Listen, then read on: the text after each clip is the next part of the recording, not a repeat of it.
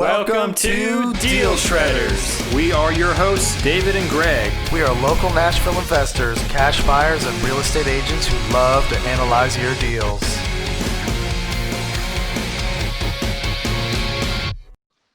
Well, guys, we're not going to waste time. We're going to get right to it today. This is a Deal Shredders episode. We've got Mr. David Morgan right over there, it looks like. I don't know. I can see. And then, I don't know, if Mr. Michael Lush over here from Replace Your Mortgage. If you could, take a second and subscribe to our Deal Shredders page on Instagram and YouTube. Go to replaceyourmortgage.com. Find Michael Lush. Where could they find you? Yeah, that's the best place to find me is replaceyourmortgage.com. Obviously, we've got a Facebook fan page, Replace Your Mortgage.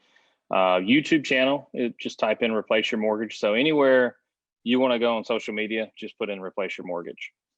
Yeah, and I can actually say the YouTube channel is great. I've watched most of the videos on there. This is a few years ago, even before I knew about, y'all's program and everything. And it's like step by step, just all the different questions that you would be like, what the heck is this and whatnot. But we'll get more into that in a few minutes. Well, it's funny you say that because I think I learned more about lending and watching those 30 videos in those 2 days I sat than I think I've ever learned about it, period. Oh, for sure. There's so much helpful information. So drawn out. They're well put together. Anybody can understand them.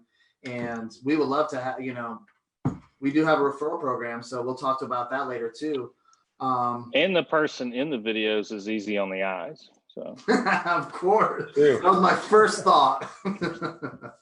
Well, awesome. So today we've kind of labeled this like, how you can turn your house to a bank account. What does that mean?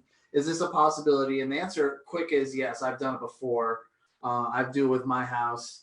Colleen is, she works full time. Colleen, what's going on? Hello, how are you guys?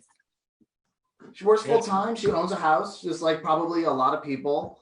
And, she's interested in hearing why it could only take 5 to 7 years to pay it off at the very least. Or maybe your income is at a certain level where you could add to it and use it, or whatever might be right for anyone in your situation. So, Michael, when you're talking to people who would like to potentially use their house or just figure out if this is right, like what does that first process kind of look like? If you and Colleen are talking here. yeah, first and foremost, being on a budget, that's prior to even contemplating this type of strategy. Because if you're not on a budget, this isn't going to work for you. You have to be cash flow positive, and cash flow positivity means you've got more money coming in than you're spending. It's not a magical pill. It's not a magical elixir. So this isn't for folks that haven't mastered their budget first. You've got to master the budget. If you're paycheck to paycheck, this is not something that you should contemplate. But you'd be surprised that this isn't. I had somebody ask this question, is this a rich man's strategy? I was like, no, it's not a rich man's strategy. It's an educated man's strategy. And anyone can be educated. Being educated is all inclusive, where a rich man's strategy is exclusive. You got to be rich to do it. And that's not the case with this. This is something that a lot of folks can do. But when I say a lot, you got to think of the average American. The average American does not budget. They are not cash flow positive. They are living paycheck to paycheck, and whatever they got coming in, they are spending, and they're not saving for retirement. So, in that nature, it is exclusive, but this isn't something that you have to earn 6 figures to do. You don't even have to be upper 5 figures to do. It just depends on what your budget is in relation to your debt load. Yeah. So with that being said, let's jump right in with our guest, Colleen. Yeah. Where should we start? Do you want to know about? Well, let's see. Michael, how would you conduct this? This is your first phone call. Colleen calls you. She says, Greg gave me your number. He's been telling me to call you. What do I do? Yeah, first thing, let me share my screen. Let me make sure that everybody can see this. Can everybody see my screen? Absolutely. Thank you for doing that. Yes, looks perfect. All right. So when we're doing a call, so you can book a free discovery call. We don't charge anything for folks to book a discovery call with us. It's 45 minutes, and we're going to sit down and we're going to analyze your numbers and see if this is the right fit for you. So the first thing we do is we go to the numbers. This isn't something that we're trying to shove down somebody's throat. This is not a one size fits all. As one of my business partners says, this is like yoga pants. Everybody can wear them, but not everybody should. I love that line. I can't steal it from him. So Chris Payne, congratulations for that line, because it's still funny to this day. That's great. And he uses it all the time. I acknowledge him, but I still laugh every single time. And having said that, so before we digress, David, I didn't tell you this, but I was supposed to be hunting today. And one of the guys that I work with was like, dude, you can't hunt on Friday. You've got the deal shredders thing. And I was like, man, he's got my schedule down better than I do. And I was like, well, how can I kill two birds with one stone? I want my cake and eat it too. So I was like, you know what? I'm still going to do it. I'm just going to take a tripod in the woods with me. I said, how redneck of this would be of me to still be in the woods in camo and do a podcast interview. Dude, I would have loved it. So I sent Greg, we have a cabin on the land that we're on where we hunt. And it's my uncle's property. And it was built in the 1800s. And nobody's done anything since they moved out. Who knows how long ago, probably 100 years ago. So I was truly going to do it in the woods in front of that cabin and just be like, you know what, you guys, you do my strategy. You two can own a home like this. And I sent a picture to Greg. I mean, this thing is dilapidated and about to fall through. Again, it was built almost 150 years ago. So that would have been fun. But I decided the rain moved out for tomorrow. And I was like, you know what, I'll just stay home today and I'll hunt tomorrow. So you guys are interrupting my hunting trip. All right, so we really apologize. I would have loved to see the shack or cabin, I should say. I'll send you a picture. It's really cool. I've got it on the agenda to renovate that. And I don't think it's going to take a whole lot of money to renovate it. But when I say renovate it, this was built prior to electricity and plumbing and all of that. You know, if you go to Cades Cove and you see those cabins, it's that type of cabin. So I'll send you some pictures, but it wouldn't take a whole lot of money to renovate it. And that way, when we go out there, we can spend the night and camp out. So it'd be great for my boys. All right. So you go to replaceyourmortgage.com. Up at the top, we've got Heloc calculator. So that's the first thing we want to do is we don't want any, opinions or persuasion with this. We truly want to look at the numbers and see if the numbers make sense for each individual. So Colleen, let's start with this. The balance on your existing mortgage, what is that? It is 149,359.87. Okay. I don't think this will do pennies. Exact numbers. I wanted to get it exactly. Good job. And you guys, you can't see the calculator, correct? Is it showing me? Okay, perfect. Yeah. All right. So interest rates on HELOCs, and I've seen as low as 0.99. Obviously, that's an intro rate and it doesn't last forever.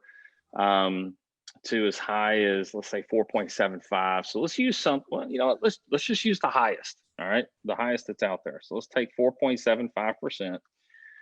Right now, we don't anticipate rates to change anytime soon. So let's leave that alone just so we can get a baseline number, and we'll get back to that here in a second.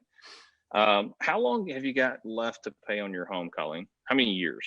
Ours was a 30-year mortgage, and we've been here 4 years. So 26. 4 years, so 26. All right, so just show you how much of a mortgage guy I used to be. That's 312 months. All right, now income. This is cash flow coming into the household. So what is the net cash flow coming into the household on a monthly basis? Let me take a look in my email. That is, it is about 3,000. Okay, 3,000. All right, and do you get a tax refund? We do. Okay, how much is that each year? It's about $6,000. Okay, so $6,000. Now 6,000 averages out to $500. Now, first, I'm going to stop right here and explain tax refunds. Tax refunds are bad. The reason being is what you're doing is you're giving your money to the government interest-free for them to use. You're basically loaning the money to the government, because think about it, if you got a refund, you paid too much in taxes. That's why they're giving some back to you. It's like they're almost paying you back on a loan almost. Yeah, an interest-free loan. Yeah. And I'm sorry, they wouldn't do that for me. I'm not going to do that for them. I'm not going to give them an 18-month interest-free loan so that they can do whatever they want with my money. I would rather be the participant of utilizing that money however I see fit. Yeah. So $6,000, if you adjust your taxes and your withholdings, you should be netting $500 more per month, right? So Okay. really you're at $3,500 per month. So let's go back to this and change this to 3,500. Yeah, definitely something to look at. I know. Yeah. How do we? Most people don't even know. Like, 'Cause- I've had this conversation. Yeah, a lot of people don't know about this. Your normal everyday loan officers don't know really about this. I have to sift through people that know how to use this and understand it. How do I go about changing that? I mean, is that like a different episode or? No, Fair enough. We no, can no. go back to that. Let's just stay on this, and we'll definitely go back to that if we have time at the end. Well, it's an easy answer. Just call up your HR director and say, look, I'm paying too much in taxes and I get a tax refund. So I need to adjust my withholdings and I need to net another $500 per month on my paychecks. And they'll help you with that. So And assuming worst you're scenario- employed. Worst case scenario, you'll get to the end of the year, and if it's close, instead of being paid back $6,000, you may owe a little bit or get back a few $100s, but it'll be a lot closer to where you're breaking even, basically. Yeah, and quite frankly, that's not worst case scenario. That's best case scenario. Yeah. Because I would rather get an interest-free loan from the government.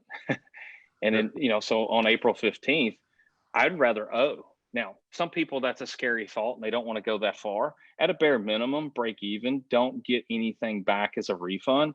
But you could take it a step further and say, hey, two can play this game. I want to owe. That way I can accumulate that cash throughout the year and use it to my benefit. And then 18 months later, and I say 18 months because it's April, so it's not really, it's like 16 months. But 16 months later, you come calling, the IRS comes calling and says, hey, I need a check. No problem. Let me stroke you a check. Here it is. But until that moment, I've used those funds to suppress my principal and suppress the interest that I owe. So you could take it a step further. All right. So Colleen, monthly expenses. What are your total monthly expenses? Now, when I say monthly expenses, this is gas, groceries, vacation, eating out, Mortgage, entertainment. everything, credit cards. Mm-hmm. Yes. We live pretty frugal. We have 2 kids. So our expenses are about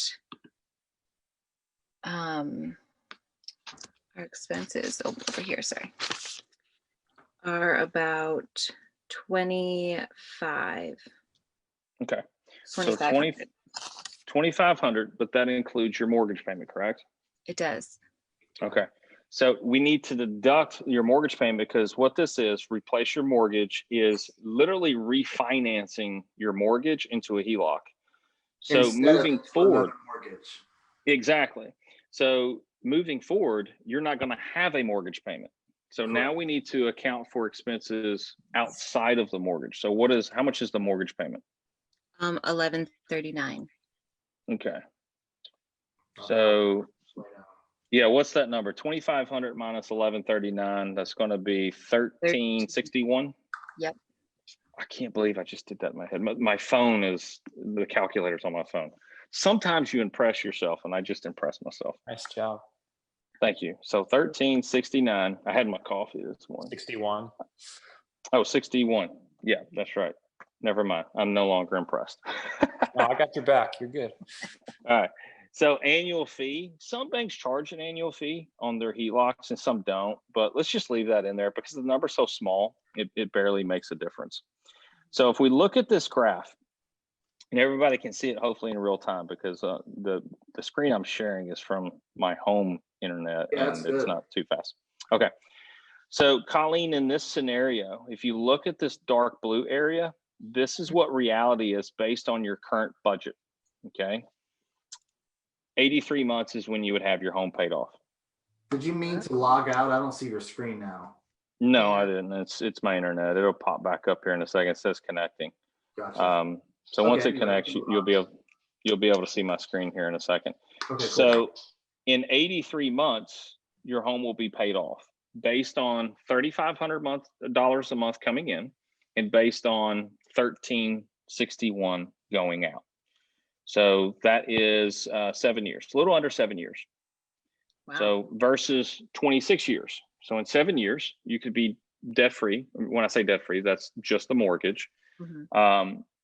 But I want to illustrate something is that's assuming income never goes up.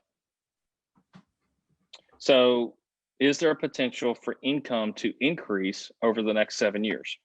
Of course. Yes. Okay. So if income increases, the time frame decreases. And so So does all the you got to do, balance. yes, the balance decreases. So that's what's important with a home equity line of credit and it being simple interest is you are attacking two things, time and balance. Time and balance are far more important than interest rate. So in this strategy with somebody who's cash flow positive like Colleen, she's better off having, even if the interest rate on the HELOC was higher than it was on the mortgage, the HELOC makes sense because she's able to utilize 100% of her cash flow, where a mortgage is designed to segregate the income. Colleen couldn't put $3,500 a month towards her mortgage because it was time to pay the $1,361. She can't. It's trapped in the bank's treasure chest. That's why a mortgage was designed that way. It was designed to segregate income so that we stay in debt longer and we also funnel our money over into a checking account where banks also make money. So yeah, Colleen, oh, here we go. It's back up. Sorry. That's why I did my phone, because I knew this would be an issue. Anytime I do Zoom at home, I'm out in the sticks of Leaper's Fork, and that's the issue that I have. All right, let me pull it back up. Michael, Right, can we go into talking about like the mechanics of what this looks like? Because like I remember the first time I heard this concept, in theory, I thought I understood it, but there are a few like moving parts that, in terms of like buckets where money is going and where it's going out, that I think need to be clearly understood so that people realize like they're using the HELOC like a checking account. Correct. That's you just hit the nail on the head. So it's not just replacing your mortgage with a HELOC. Your HELOC is doing two things. It's replacing the mortgage, but it also becomes what they call in Australia a money merge account. So now it's also replacing the bank account. So you're going to do your banking right out of the HELOC. So money goes into the HELOC. HELOCs come with debit cards, bank, checks that you can write cash for, and you can get money out of bonuses. Anytime you get a paycheck, you go in there. So let's just say that, if you just get your paycheck put in there like a deposit from when you get paid, that'll count as your payment. Yes. So you're not going to make the an payment. Additional payment on top of that. That is your payment. Does Correct. my monthly mortgage payment go up? It goes down. And it's not a mortgage anymore. It's a HELOC. So let me show you that real quick. Yeah, this concept, I had to explain this to a few different people multiple times. So here's times. the way that I've tried to explain it. You think about your house, right? I'm going to just leave numbers out. You get, I'll say $100,000. I turn that equity that was a mortgage into a credit line, like a credit card. It's like, cool, I have an open credit card now. I have no balance, so I have no bill. I never put anything on it. So I'm like, cool, well, I'm going to pay whatever the equity is, the difference that I didn't have. So maybe I owe, at least 80% or down. And then every time you get paid, it just keeps going. It squeezes, it goes like this. Yep. Pushes it, your balance down, your interest. So what I do is like, okay, I get a commission check. I just put it in there until that's full. And then you can borrow, you can use that, whatever equity is in there to do whatever you want. Invest. You can invest in real estate. You can open a business. You can, you can lose your job and still have $200-something thousand bank account to pay yourself if you don't have money coming in for a month or two. It's like, cool, at least I have this $200K I can write to myself at any time. I need, you can pay your bills right through there. You just won't have a positive cash flow, but you still have the access to it. Yeah, you hit on something that's really key. And first, I want to touch on this just so that Colleen understands. You see the interest charges of the HELOC are continually declining. It's because your balance declines. So that's the minimum payment, which, month 12 is $528, month 1 is $597. So your payment is going down. And the reason being is the balance is going down. So this is a simple interest loan, not something that is an amortization schedule like a mortgage. And again, you have 100% liquidity. So let's say your line amount started at 150 and you pay it down to 120 in 18 months, you have 30,000 at your disposal 24/7. But as you can see, your payment, you never feel, because here's what you're really putting in. I call it a deposit. The bank is actually calling that a payment. So you're actually paying 3,500. So you've satisfied the 470, and therefore the rest is going towards Yeah, as long principal. as you're putting in more than that, you're good. So you'll be So paying you will $2 never, a month if you get put two in twice a month. right, you will never feel the payment again, because you're utilizing the HELOC literally as your operating account. It is your checking account. But You will Greg forget hit, about if your mortgage payment is 400 and you're making 3,000 a month, you will completely forget about having a mortgage payment. right. And Greg keyed on something that's really important in this season of our history and our life, you know, with COVID-19 and coronavirus. I just had this conversation. Actually, Colleen, I think I had a conversation with you. Isn't your husband in the restaurant industry? He was, yeah. Okay, gotcha. Great points. All right. So for instance, let's say that, you know, you guys were executing on this for, you know, 3 years, right? Well, your balance is 89,000, right? And he gets laid off from the restaurant industry, no fault of his own, but Mayor Cooper says we're shutting down restaurants. I don't want to get too political, but that was really stupid. So anyways, he shuts down, he shuts down restaurants, and now half of the household income is gone because he's not even given the opportunity to participate and earn a living, right? Mhm. So now what can you do with your HELOC? Well, your HELOC is still your savings account. So believe it or not, with certain HELOCs, you don't even have to make this payment, Right. because what they will do is they'll say, okay, well, you have 150,000 at your disposal, and if you don't make that payment, well, then we'll just tack it onto this balance. Yeah, it'll So just that's come right one out thing of it, basically. You'll see $368 less in your account after it just comes out of your HELOC. So it goes the other way too. It's like, okay, I'm just gonna forget about it, and it's just gonna keep going like this. It'll increase, but that's what'll happen, just automatically. Yeah. And it's not ideal. And there's also another component to it, that let's say, you know, you needed more than that. All right, you lost his revenue source and his income, but we actually still need some of that left over. Again, this is your savings account, so you can actually have the HELOC write checks to you, so it can be an income replacement program too. And again, it's not ideal because now the balance creeps back up, and as the balance creeps back up, you'll start to see the minimum payment creeping back up. However, you're able to weather the storm. That's not going to last forever. You can do that for a year and be good. Right. Or in their situation, they could probably do it for longer than a year. And this is one of the reasons in the last meltdown. Theoretically, you could live off, if you do it correctly, you could live off of just this. Yeah, for years. So 100%. This is one of the reasons in 2008, 2009, in the Great Recession, the mortgage meltdown, believe it or not, there were still thousands and thousands of people that were doing exactly what I'm teaching today. They were doing first lien position HELOCs. And there was one company that was very prominent, and that was one of their sticks. They were a mortgage company, but they also offered an all-in-one HELOC. So they all of their paper was getting bought up by hedge funds. And I, in the last couple of years, been doing business with these hedge funds that were buying up first lien position HELOC paper. To this day, that paper was the best performing for that hedge fund over first lien mortgages, because people with a mortgage didn't have this flexibility, because if you lose an income, you don't have access to the equity, and the payment is the same and it's higher. It's not flexible. So now those people were foreclosing, were people with a first lien position HELOC could weather the storm. So that company still has 0 defaults to this day. Yeah, and it holds a lot less leverage on your balance sheet also. It's not like you have a mortgage. If a bank is going to go down, they're not going to pull all their first position HELOCs off first. They're going to start calling their mortgages. So you're way safer in the banking atmosphere.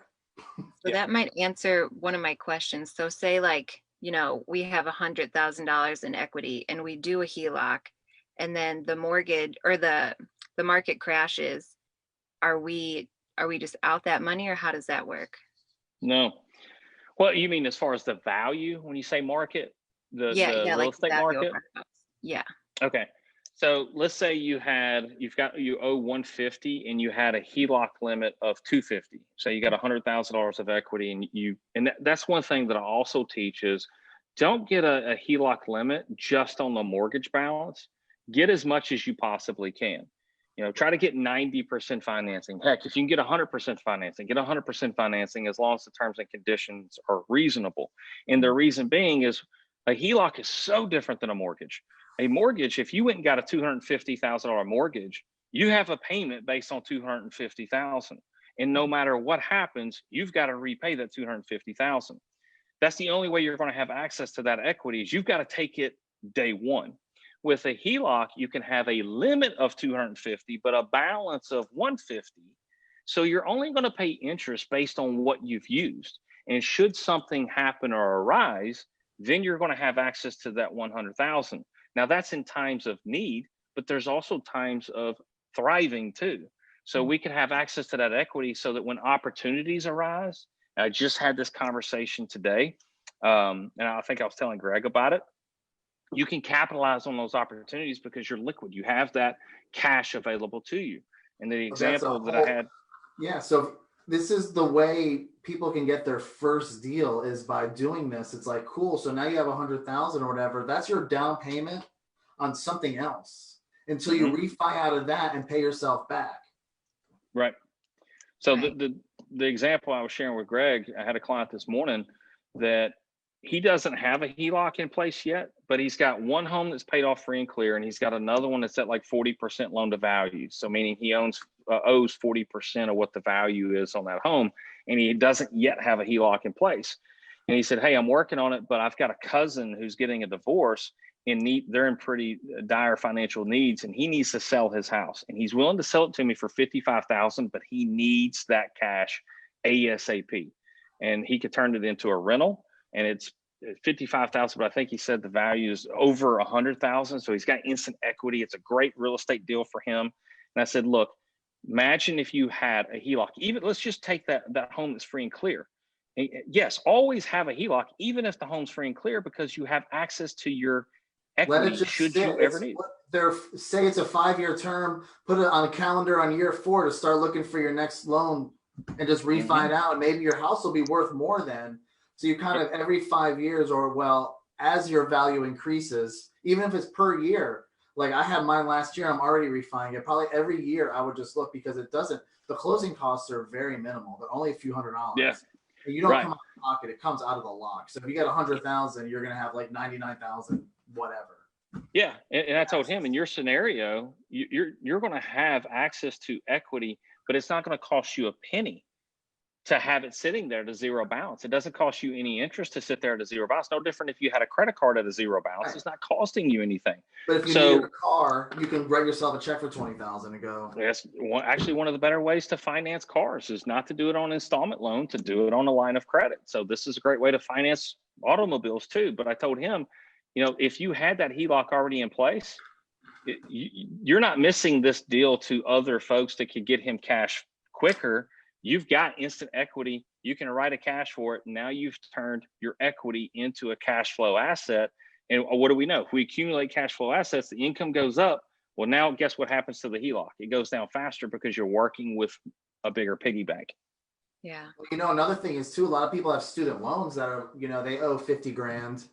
Well, I mean, this is a great way to pay your student loans off and just get it off of your balance sheet, just like here. And then you just start slowly paying that balance back to yourself whenever or never. But at least it's done, and it's going to be way less of a rate than your student loans. Yeah, because people don't realize a lot of student loans are government student loans. And anything that you owe to the government cannot be rolled into a bankruptcy. So even in the worst of times, and you're like, look, I need to start all over and I need to file Chapter 7, you're still going to have the student loans. Right. But if you paid it off with your HELOC and something drastic happens, you could file bankruptcy and not owe anything. Yeah.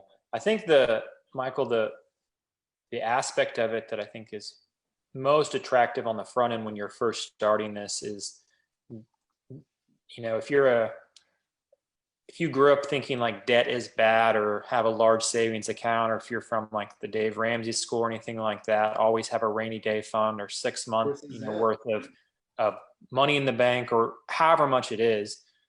Like Colleen, if your husband's not working, the access to that equity, let's say one of y'all's cars breaks down and it's like a $2,500 bill, and you're like, man, it's going to take us 3 or 4 months to get that ahead. We could put it on a credit card, but the credit card interest is 18%.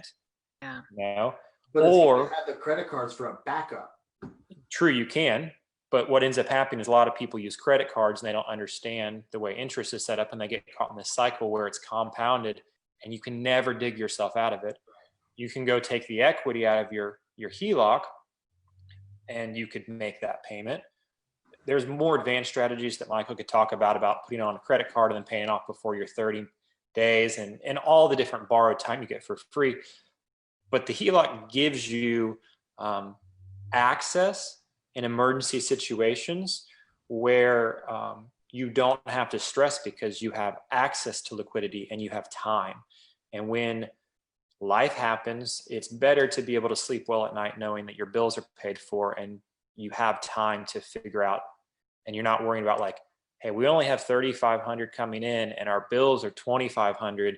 So we only have $1,000 extra each month for, oh, by the ways. And if a car payment or a car problem happens, it's $2,500. Now you're set back 2.5, 3 months. You're not going to worry about getting foreclosed on. Then you're stressed for 3 months trying to get ahead. You're trying to get a second job. You're trying to do whatever. Mm-hmm. And then, I talk about this term, we have ROI that we talk about in business, your return on investment. But in life, I talk about ROL, return on life, and having access to money like a Heloc can give you a greater quality of return on your life because you're not stressed if something goes wrong.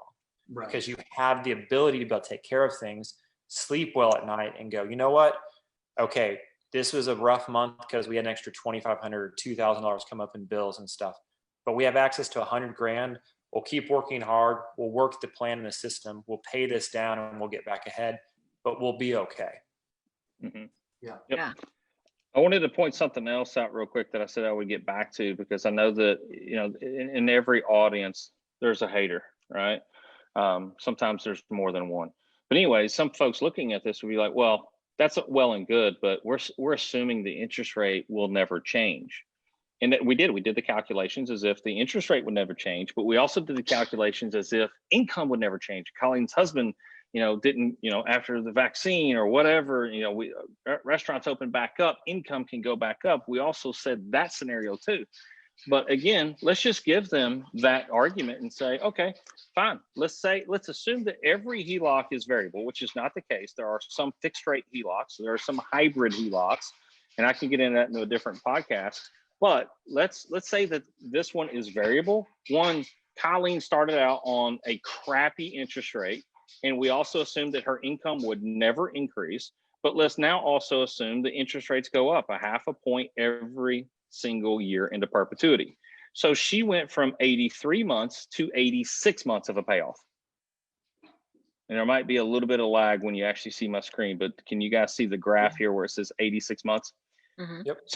So now what was that blip on the radar? Assuming interest rates always went up on her Heloc, which the Fed has said that they're going to keep rates low for several years.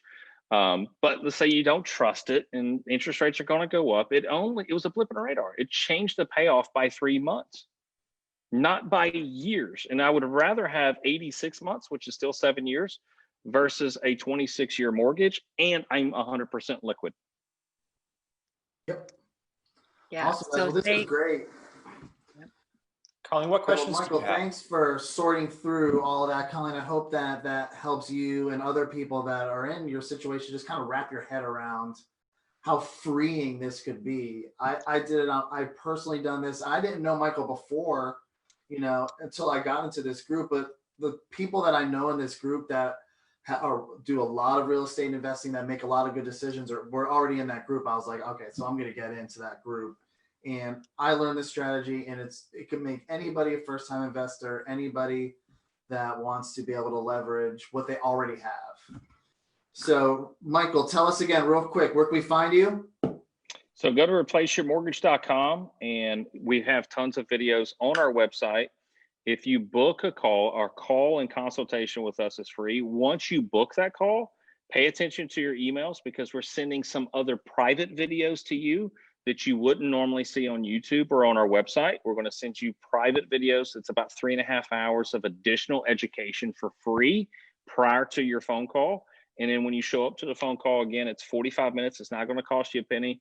And we truly want to run your numbers and show you what your debt-free date is, because we don't accept everyone as a client. We want to make sure that the math makes sense. And our tagline is this is math, not magic. So it's not a one size fits all. Awesome. Well, if you don't mind, go to his website, replaceyourmortgage.com. Follow us on Deal Shredders on YouTube and on Instagram. And we're out. Awesome. Thanks, guys. Appreciate it.